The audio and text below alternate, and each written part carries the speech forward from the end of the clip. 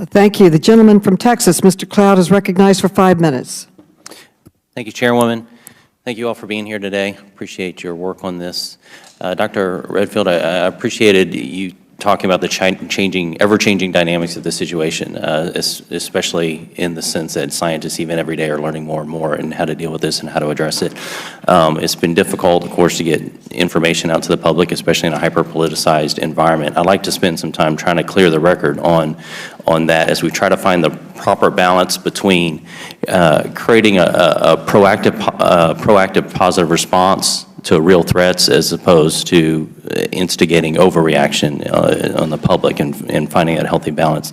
Dr. Fauci, can you, by way of comparison, briefly explain how does COVID-19 compare to other previous health situations, SARS, H1N1, things like that? Sure, sir. Thank you for the question. Well, SARS was also a coronavirus in 2002.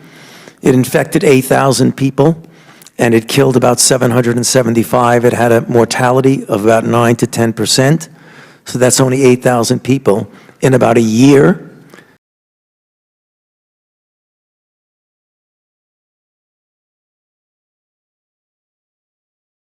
in the 2.5 months that we've had this coronavirus, as you know, we now have multiples of that.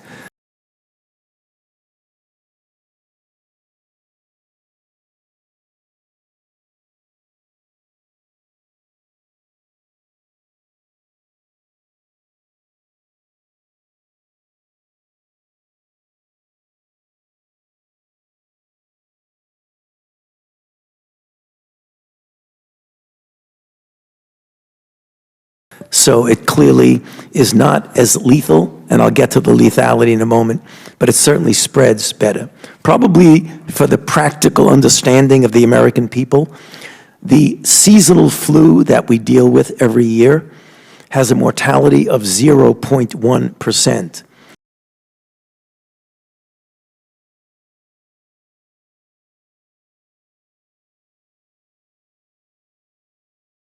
The stated mortality overall of this, when you look at all the data, including China, is about 3%. It first started off as 2 and now 3. I think if you count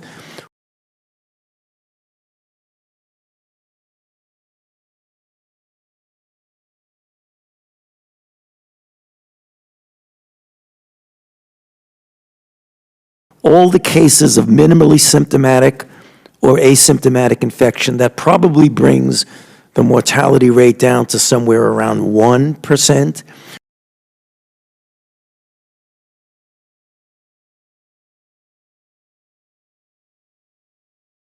Which means it is 10 times more lethal than the seasonal flu. Which means it is 10 times more lethal than the seasonal flu. Which means it is 10 times more lethal than the seasonal flu.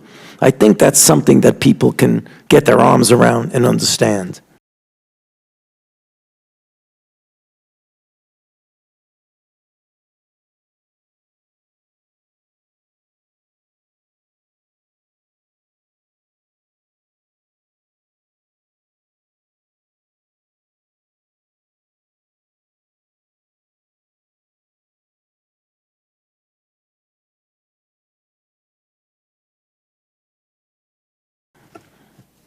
But less lethal than N1H1 or SARS? No, absolutely not. H1N1 is even, the 2009 pandemic of H1N1 was even less lethal than the regular seasonal flu. It was a pandemic. I'm trying to help the American people know where to appropriately set their gauge. I think you set the gauge is that this is a really serious problem that we have to take seriously.